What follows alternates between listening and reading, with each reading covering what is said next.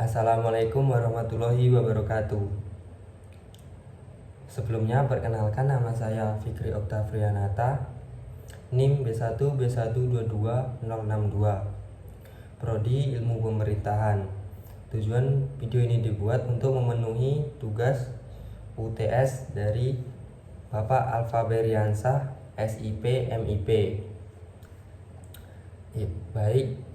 Di sini saya ingin menjelaskan tentang dasar teori sistem. Teori yang memengaruhi sistem pemerintahan negara. Yang pertama yaitu teori pemisahan kekuasaan. Yang kedua, teori demokrasi. Yang ketiga, teori negara berdasarkan atas hukum. Yang keempat yaitu teori negara berkonstitusional. Yang kelima, ajaran negara kesejahteraan. Yang keenam, ajaran sistem pemerintahan. Teori yang pertama yaitu teori pemisahan kekuasaan. Pemisahan kekuasaan merupakan konsep pembagian kekuasaan pemerintahan dalam suatu negara menjadi bercabang-cabang. Masing-masing cabang mempunyai kekuasaan dan tanggung jawab yang terpisah dan independen, sehingga kekuasaan satu cabang tidak bertentangan dengan cabang-cabang kekuasaan lainnya. Pada umumnya, kekuasaan negara dibagi menjadi 3 cabang, yaitu legislatif, eksekutif, dan yudikatif. Pembagian ini disebut juga model trias politika. Konsep ini dapat dipertentangkan dengan fungsi kekuasaan dalam sistem parlementer dan semi presidensial, yang membuat terjadinya tumpang tindih dalam keanggotaan dan fungsi antara cabang-cabang kekuasaan yang berbeda. Maksud di balik sistem kekuasaan yang dipisahkan adalah untuk mencegah pemusatan kekuasaan dengan menyediakan checks and balance, atau istilah pemisahan kekuasaan secara tidak tepat sering digunakan untuk merujuk pada prinsip trias politika. Model trias politika merupakan jenis umum pemisah kekuasaan negara menjadi 3 cabang kekuasaan, sedangkan pemisahan kekuasaan dapat melibatkan lebih banyak atau lebih sedikit dari 3 cabang kekuasaan negara. Pemikiran ini lahir sebagai bentuk reaksi terhadap absolutisme dengan mendukung pembatasan kekuasaan politik raja. John Locke berpendapat bahwa alasan mengapa manusia memasuki suatu social contract adalah untuk mempertahankan kehidupan, kebebasan, dan hak untuk memiliki. Ketiga model dasar itu dipandang sebagai milik inilah yang memberikan kepada manusia status politik. Berkaitan dengan fungsi negara, John Locke membedakannya ke dalam 4 fungsi. Keempat fungsi negara tersebut adalah pembentukan undang-undang, membuat keputusan, menggunakan kekuatan secara internal dalam melaksanakan undang-undang, dan menggunakan kekuatan-kekuatan tersebut di luar negeri dalam membela masyarakat. Locke menamakan fungsi pertama legislative powers.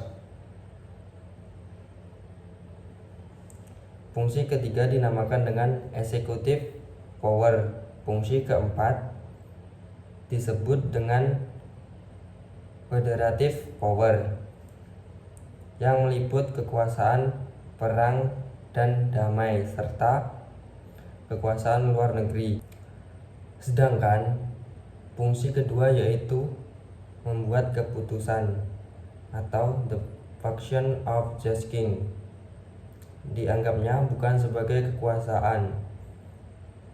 Oleh karena itu, menurutnya tidak perlu mengindividualisir kekuasaan membuat keputusan atau the power of judging secara tersendiri dalam bagian terpisah karena fungsi ini merupakan fungsi negara tradisional. Lebih lanjut, John Locke beranggapan bahwa bila kekuasaan diletakkan pada tangan yang berbeda dapat dicapai suatu keseimbangan. Pemikiran John Locke ternyata memengaruhi ahli hukum Prancis bernama Montesquieu. Untuk lebih menyempurnakan konsep pemisahan kekuasaan, Montesquieu dalam bukunya berjudul The L'Esprit des Lois terbit tahun 1748 mengemukakan teori pemisahan kekuasaan negara. Montesquieu menyatakan bahwa kekuasaan dalam negara harus dipisahkan dalam 3 kekuasaan, yaitu pertama, kekuasaan legislatif yang membentuk undang-undang. Kedua, kekuasaan eksekutif yang melaksanakan undang-undang. Dan yang ketiga, kekuasaan yudikatif yang menjalankan kekuasaan kehakiman. Tokoh teori pemisahan kekuasaan. Teori pemisahan kekuasaan pertama kali dipopulerkan secara ilmiah oleh John Locke, seorang filosof berkebangsaan Inggris. Dalam bukunya Two Traditions of Governments yang terbit tahun 1690, John Locke membagi kekuasaan dalam negara menjadi 3, yaitu pertama, kekuasaan membentuk undang-undang legislatif. Kedua, kekuasaan melaksanakan undang-undang atau eksekutif. Dan yang ketiga, kekuasaan mengenai perang dan damai, membuat perserikatan dan aliansi serta segala tindakan dengan semua orang dan badan-badan di luar negeri atau federatif. Teori pemisahan kekuasaan yang dikembangkan oleh John Locke dan Montesquieu baru muncul sekitar abad ke-17 dan 18. Montesquieu dalam masalah pemisahan kekuasaan membedakannya dalam 3 bagian pula, meskipun ada perbedaan dengan konsep yang disampaikan John Locke, yaitu kekuasaan legislatif bertugas untuk membuat undang-undang, kekuasaan eksekutif bertugas untuk menyelenggarakan undang-undang, tetapi oleh Montesquieu diutamakan tindakan di bidang politik luar negeri. Dan yang ketiga yaitu kekuasaan yudikatif yang bertugas untuk mengadili atas pelanggaran undang-undang. Yang kedua yaitu teori demokrasi. Demokrasi artinya pemerintahan oleh rakyat di mana kekuasaan tertinggi berada di tangan rakyat dan dijalankan langsung oleh mereka atau wakil-wakil yang mereka pilih di bawah sistem pemilihan bebas. Demokrasi merupakan asas dan sistem yang paling baik di dalam sistem politik, dan ketatanegaraan kiranya tidak dapat dibantah.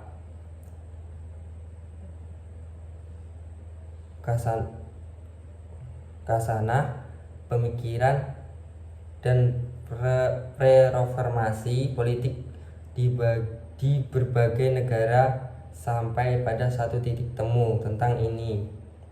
Demokrasi adalah pilihan terbaik dari berbagai pilihan lainnya. Demokrasi memang bukanlah merupakan sistem politik yang ideal. Penolakan terhadap demokrasi berlangsung berabad-abad. Kemudian, serta Revolusi Prancis, demokrasi mulai memperoleh perhatian dunia dan pemikiran tentang demokrasi terus berevolusi mengatasi tantangan-tantangan yang muncul dalam bentuk gelombang anti-demokrasi, khususnya dari sistem komunisme, militerisme, dan fasisme. Demokrasi mengidentifikasikan konsep dengan memasukkan penekanan pada kebebasan dan diwakili kepentingannya melalui forum publik yang dipilih dan partisipasi kelompok. Tujuan demokrasi bukan terlalu pada struktur organisasi yang tersusun bagus dan indah, melainkan pertumbuhan warga negara dalam mencapai penentuan diri sendiri. Pemikiran dan teori-teori demokrasi dari para tokoh demokrasi barat seperti Jürgen Habermas, Hannah Arendt, dan Jean-Jacques Rousseau masing-masing dibahan dari latar belakang pemikiran filosofi, kontribusi, bentuk, tindakan hingga kritik terhadap teori-teori tersebut.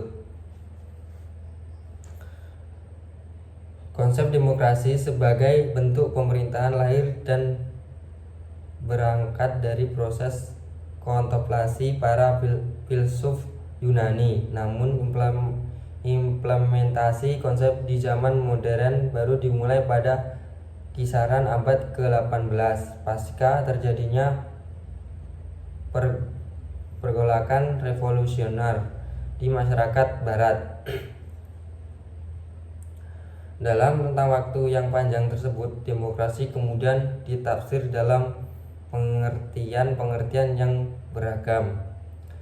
Hingga kini, demokrasi masih merupakan sebuah sistem yang dipandang cukup memadai untuk diterapkan dalam kehidupan bernegara. Hampir setiap negara mengklaim menerapkan dan mempraktekkan sistem tersebut di negara masing-masing. Demokrasi bak gelombang yang selalu menyertai eksistensi dari kehendak rakyatnya. Meski demikian, sistem tersebut dipercaya bukan merupakan sistem yang sempurna dan final, namun tetap diyakini sebagai sistem yang lebih baik karena mampu menjamin akomodasi berbagai kepentingan politik masyarakat secara demokratis.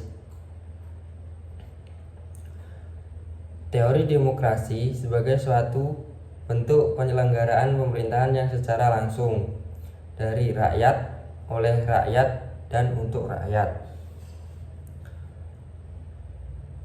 Pada dasarnya merupakan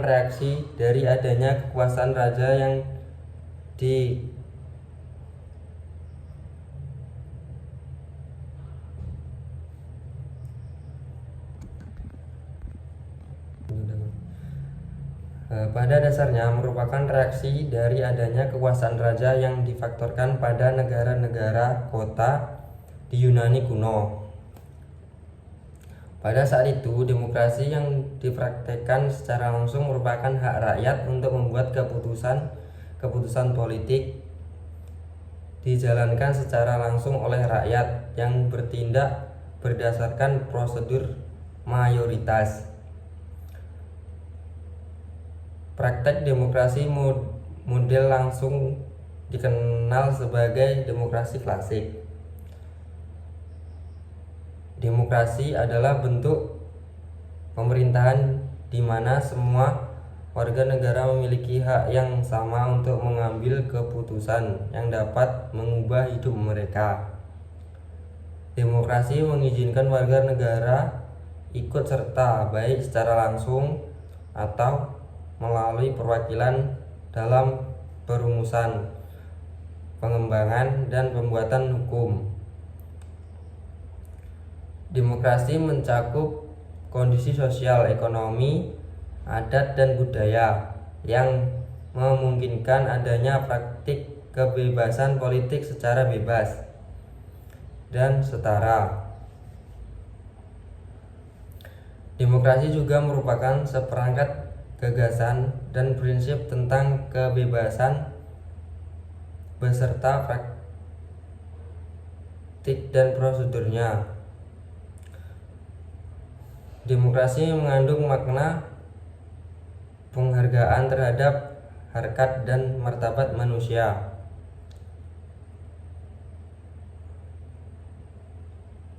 Demokrasi mencakup kebebasan berkumpul, kebebasan berserikat, dan kebebasan berbicara. Inklusivitas dan kebebasan politik, kewarganegaraan, persetujuan dari yang terperintah, hak suara, kebebasan dari perampasan pemerintahan yang tidak beralasan atas hak untuk hidup, kebebasan dan kaum minoritas. Model teori demokrasi: demokrasi klasik, demokrasi totalitarian, demokrasi langsung, demokrasi perwakilan, demokrasi radikal, demokrasi liberal, demokrasi pluralis, demokrasi deliberatif, demokrasi parlementer, dan demokrasi Leninis.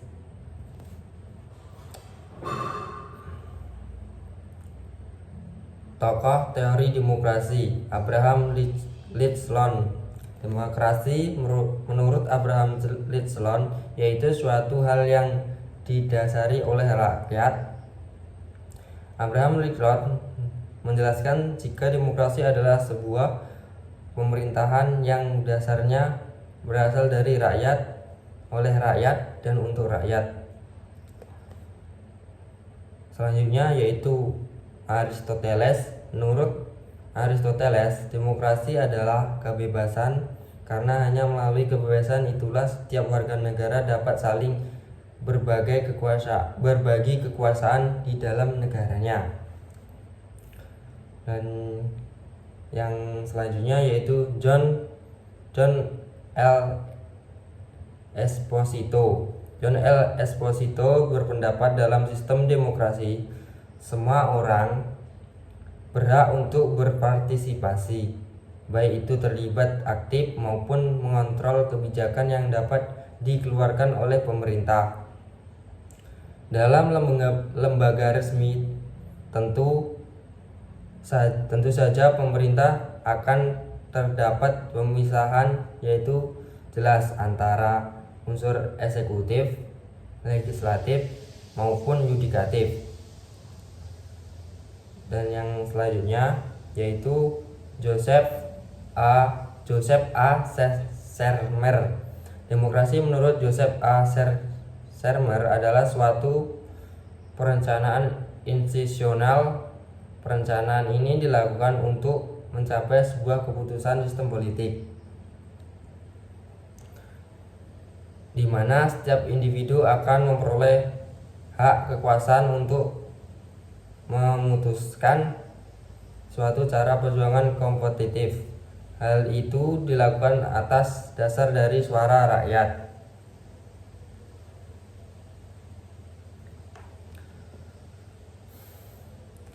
Yang selanjutnya yaitu C.F. Strong. Demokrasi menurut C.F. Strong adalah suatu sistem pemerintahan di mana mayoritas rakyatnya berusia dewasa, turut serta dalam dunia politik atas dasar sistem perwakilan yang kemudian dapat menjamin pemerintahan, mempertanggungjawabkan setiap tindakan dalam dan keputusannya. Teori yang ketiga yaitu teori negara berdasarkan atas hukum. Konsep negara hukum tidak terpisah dari pilarnya sendiri yaitu paham kedaulatan hukum. Paham ini adalah ajaran yang mengatakan bahwa kekuasaan tertinggi terletak ada hukum atau tidak ada kekuasaan lain apapun kecuali hukum semata. Banyak rumusan yang diberikan terhadap pengertian negara hukum, tetapi sulit untuk mencari rumusan yang sama, baik itu disebabkan karena perbedaan asas negara hukum yang dianut maupun karena kondisi masyarakat dan zaman saat perumusan negara hukum dicetuskan.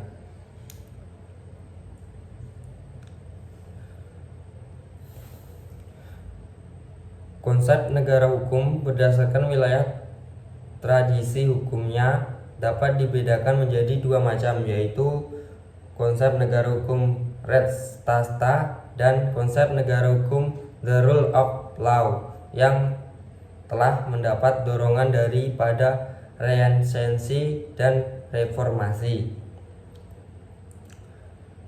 Bagi konsep negara hukum res tasta,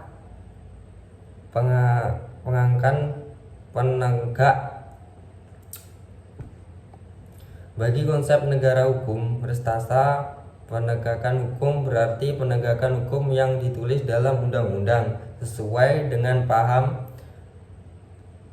legisme bahwa untuk identik dengan undang-undang sehingga ada kepastian hukum. Bagi konsep negara hukum the rule of law, penegakan hukum bukan berarti penegakan hukum tertulis, tetapi yang terpenting adalah penegakan keadilan hukum, sehingga penegakan hukum tidak berarti penegakan hukum yang ditulis dalam undang-undang. Bahkan hukum tertulis tersebut lebih diterima untuk disampaikan oleh hakim jika memang dirasakan tidak memenuhi rasa keadilan hukum. Selanjutnya yaitu tipe negara hukum dapat dibedakan atas dua tipe, yaitu negara hukum formal dan negara hukum material. Tetapi dalam perkembangannya kemudian muncul konsep welfare state yang kemudian melahirkan tipe negara kesejahteraan. Tipe negara hukum formal merupakan pengertian dari negara hukum dalam arti sempit yang sering disebut dengan negara hukum klasik. Pada negara hukum formal, lingkup tugas pemerintah terbatas pada melaksanakan keputusan-keputusan legislatif semata berupa hukum yang tertulis. Negara berfungsi sebagai negara penjaga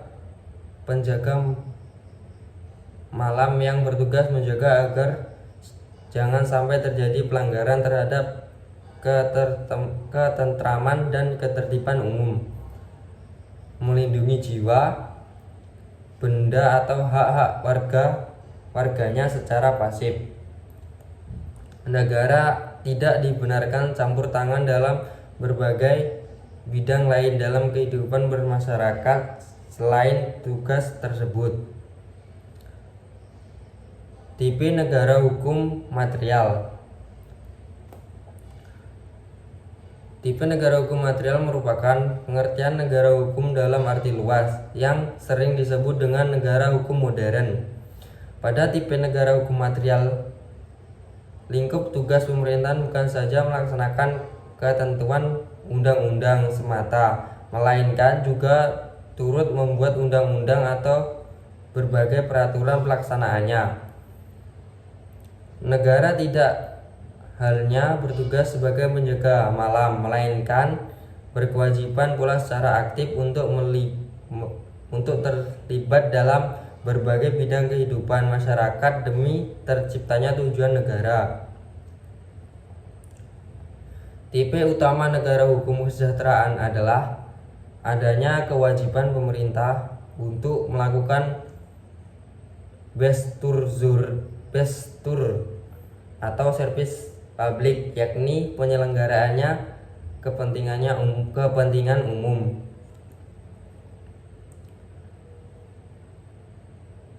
Pemerintah diberi kewenangan yang luas untuk melepaskan diri dari hukum formal yang kaku, sehingga dapat melakukan aktivitas dengan leluasa. Pemberian kewenangan yang luas dan kemudian dikenal dengan ajaran Fresh Air Mission atau Pouvoir directionnaire, yang secara sederhana dapat dirumuskan sebagai kemerdekaan pemerintah untuk dapat bertindak atas inisiatif sendiri dalam menyelesaikan persoalan-persoalan sosial. Ajaran Fresh Emerson dapat pula dirumuskan sebagai kewarganegaraan yang sah bagi pemerintah untuk turut campur dalam kegiatan sosial guna melaksanakan tugas-tugasnya menyelenggarakan kesejahteraan umum. Tokoh teori negara berdasarkan atas hukum. 1. Friedrich Julius Stell. Menurut Julius Stell, konsep negara hukum yang disebutnya dengan istilah Rechtsstaat itu mencakup 4 elemen penting, yaitu pelindungan hak asasi manusia, 2. Pembagian kekuasaan, 3. Pemerintahan berdasarkan undang-undang, 4. Peradilan tata usaha negara. Yang kedua yaitu Albert van Denzy. Menurut Albert van Denzy, negara hukum harus memenuhi 3 ciri-ciri berikut. Yang pertama yaitu supremacy of law, berarti hukum memiliki tempat tinggal dalam suatu negara dan setiap orang wajib mematuhinya. Yang kedua yaitu equality before the law, memiliki makna bahwa setiap orang tanpa memandang status dan latar belakang sama di depan hukum.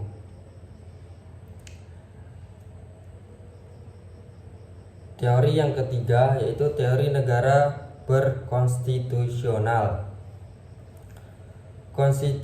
Konstitusi menurut makna katanya berarti dasar susunan badan politik yang bernama negara.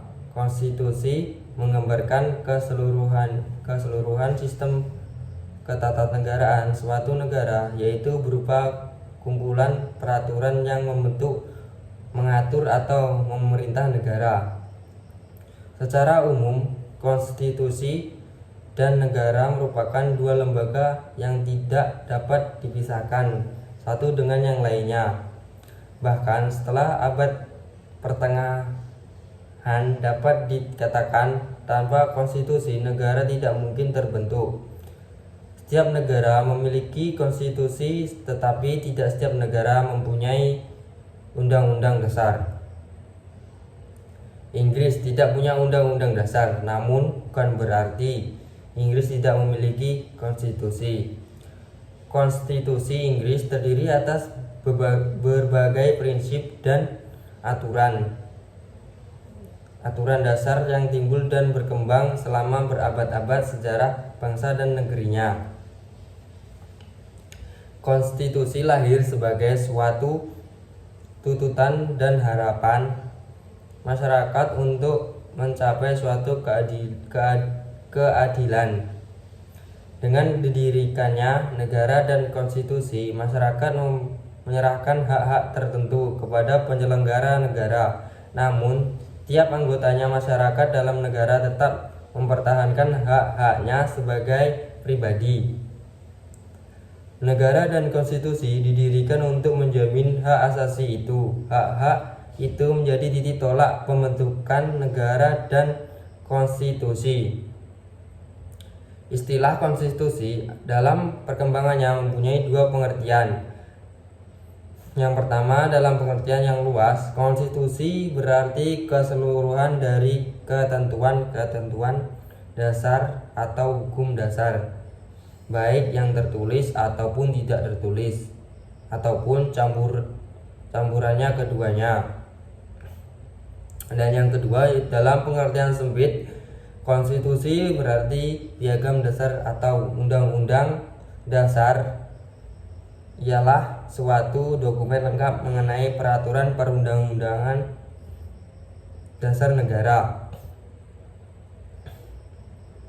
Bila dilihat dari fungsinya, maka fungsi konstitusi dapat dibagi dua, yaitu membagi kekuasaan dalam negara dan membatasi kekuasaan pemerintahan atau penguasaan dalam negara.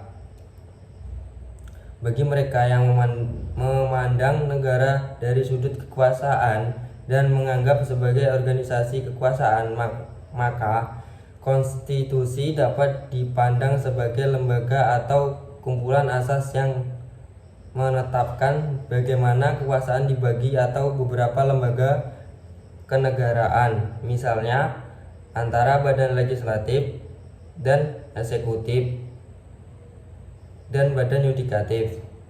Konstitusi menentukan cara-cara bagaimana pusat-pusat kekuasaan itu bekerja sama dan menyesuaikan diri satu sama lain serta merekam hubungan-hubungan kekuasaan dalam negara. Perubahan konstitusi dapat dilakukan dengan 4 cara. Yang pertama yaitu perubahan konstitusi yang dilakukan oleh pemegang kekuasaan legislatif, akan tetapi menurut batasan-batasannya tertentu. Kedua, perubahan konstitusi yang dilakukan oleh rakyat melalui suatu referendum.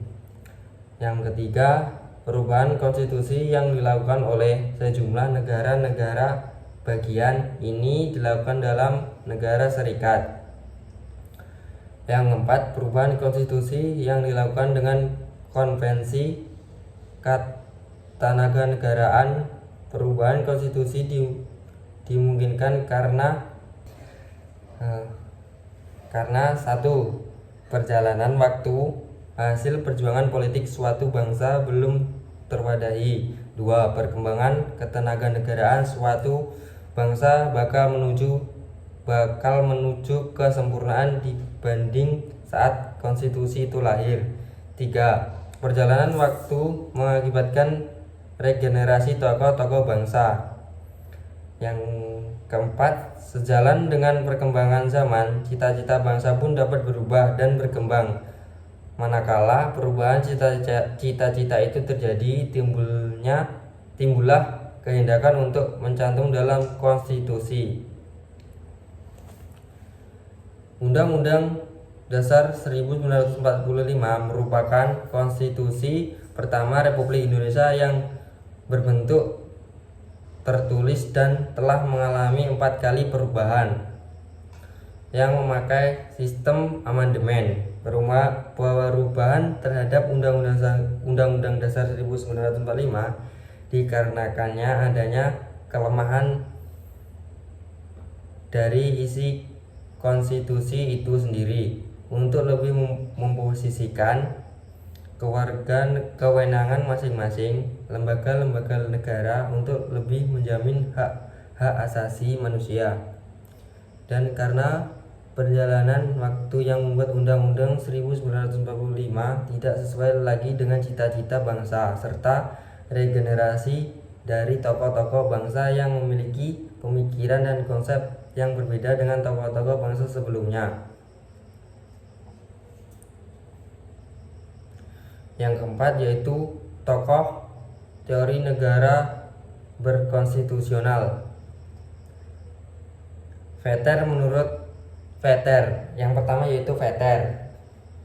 Menurut Vetter, konsep konstitusi sifatnya adalah dinamis. Hal ini mengandung makna bahwa apabila dikehendaki, suatu konstitusi dapat mengalami perubahan baik sebagian maupun seluruhnya. Yang kedua yaitu Herman. Herman Heller, konstitusi lebih luas daripada undang-undang dasar. Konstitusi tidak hanya bersifat yuridis tetapi sosiologis dan politis. Yang kelima yaitu ajaran negara kesejahteraan.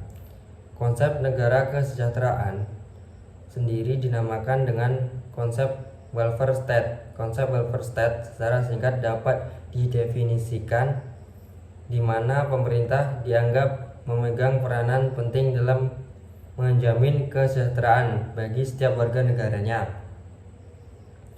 Ciri dasar konsep welfare state adalah adanya program asuransi sosial bagi masyarakat serta adanya program penjamin kesejahteraan masyarakat.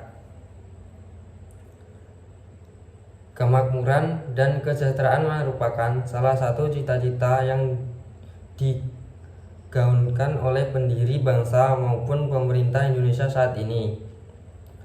Hal tersebut dapat sobat lihat dalam pembukaan Undang-Undang Dasar 1945 yang berbunyi, pemerintahan melindungi segenap bangsa dan seluruh tumpah darah, memajukan kesejahteraan umum dan mencerdaskan kehidupan bangsa. Sejatinya, membangun sebuah konsep negara kesejahteraan merupakan opsi dari kebanyakan negara.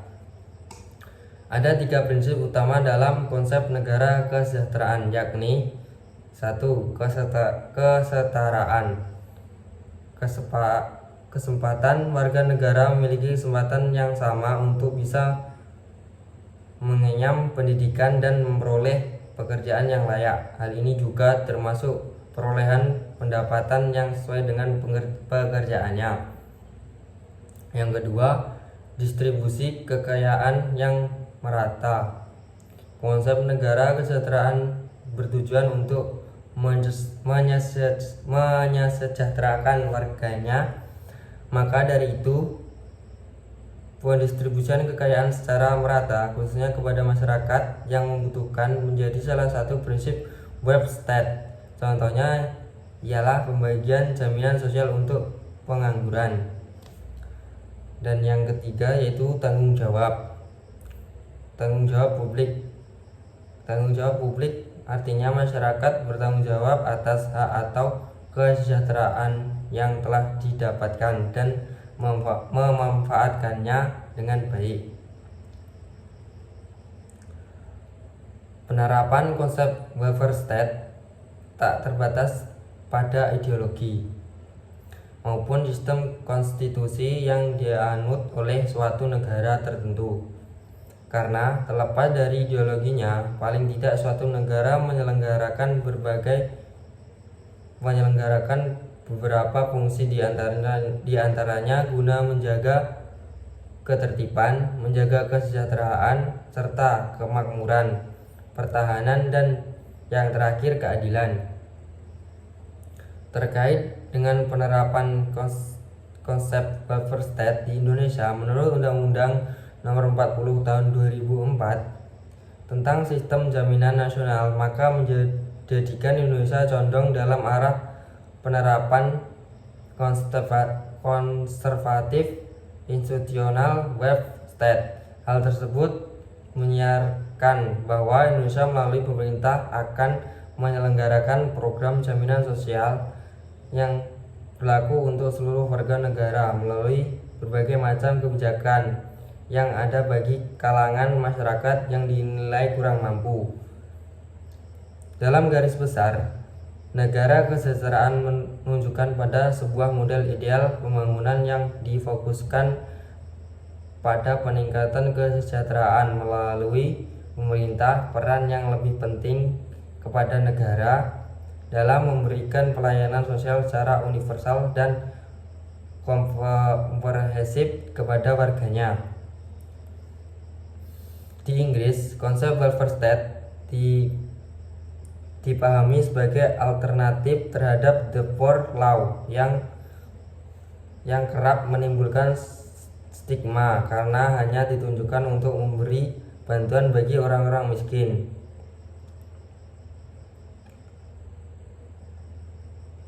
Soeharto 1997, Speaker 2002.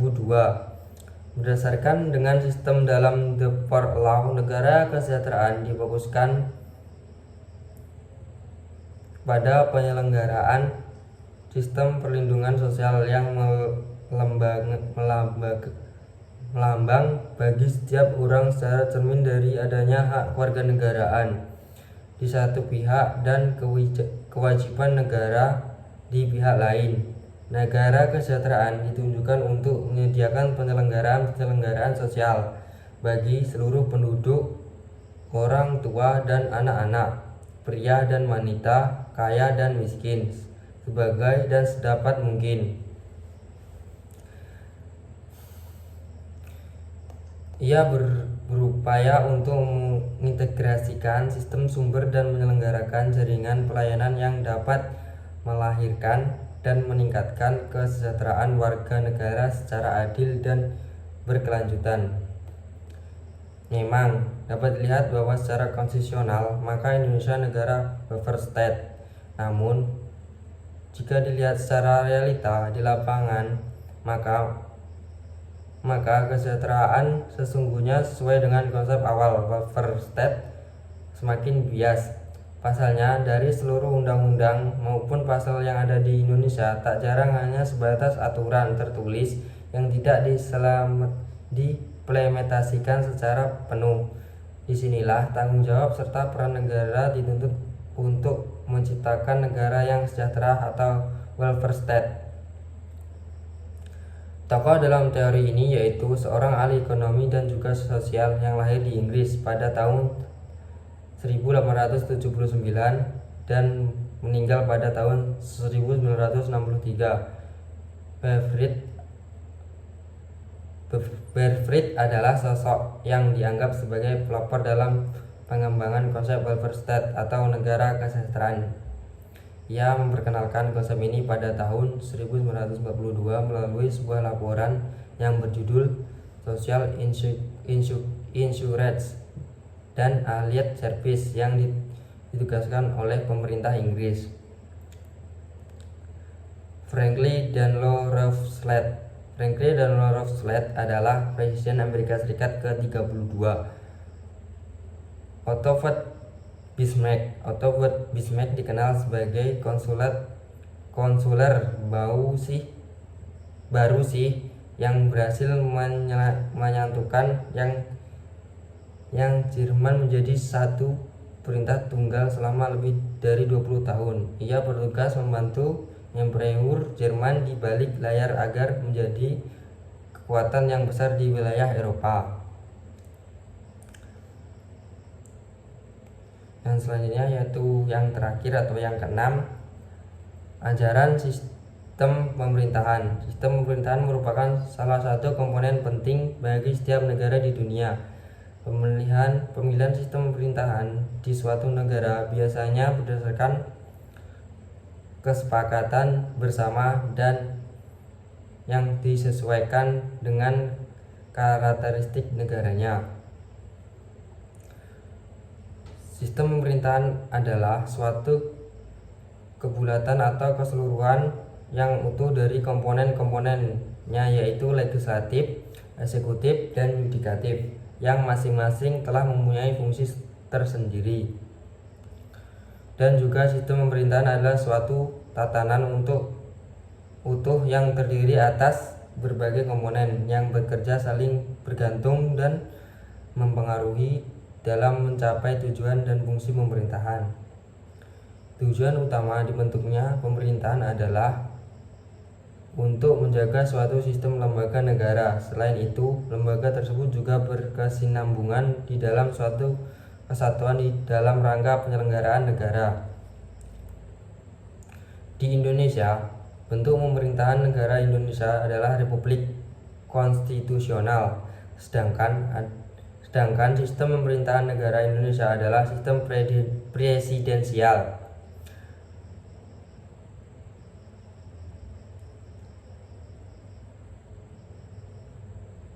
Bentuk pemerintahan republik merupakan pemerintahan yang mandat kekuasaannya berasal dari rakyat melalui mekanisme pemilihan umum dan biasanya dipilih oleh seorang presiden.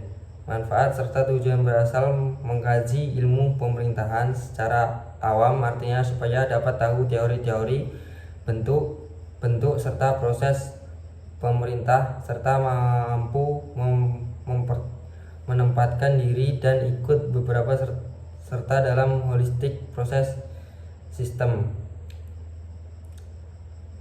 Indonesia saat ini menganut sistem pemerintahan presidensial, di mana adanya pemisahan kekuasaan yaitu eksekutif, legislatif, dan yudikatif yang berdasarkan prinsip check and balance. Ketentuan ini tertuang dalam konstitusi, namun tetapi diperlukan langkah penyempurnaan terutama pengaturan atas pembatasan kekuasaan dan wewenang yang jelas antara ketiga lembaga tersebut. Secara teoritis, kewarganegaraan lembaga-lembaga negara di Indonesia mengarah pada sistem pemerintahan presidensial, namun kemudian secara praktek dalam menjalankan fungsi dan kewenangannya, lembaga negara tidak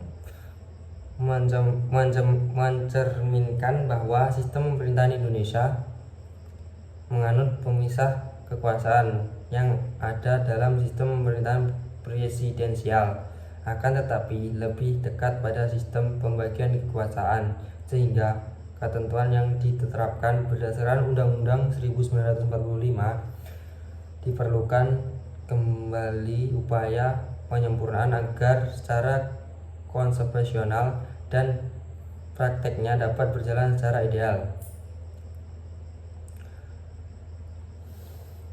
Tokoh dalam teori ajaran sistem pemerintahan yang pertama yaitu David Easton. David Easton adalah seorang ilmuwan politik Amerika Serikat yang dikenal karena kontribusinya dalam pengembangan teori sistem politik. Easton mengemukakan konsep input-output model yang menjelaskan bagaimana kebijakan publik dipengaruhi oleh input dari lingkungan sekitarnya dan output dari kebijakan publik tersebut. Maximilian Weber adalah seorang ahli politik, ekonomi, geografis, dan sosiologi dari Jerman yang dianggap sebagai salah satu pendiri awal dari ilmu sosiologi dan administrasi negara modern. Adalah seorang ahli ekonomi dan ilmuwan sosial Amerika Serikat yang dikenal karena kontribusinya dalam pengembangan teori organisasi dan pengambilan keputusan.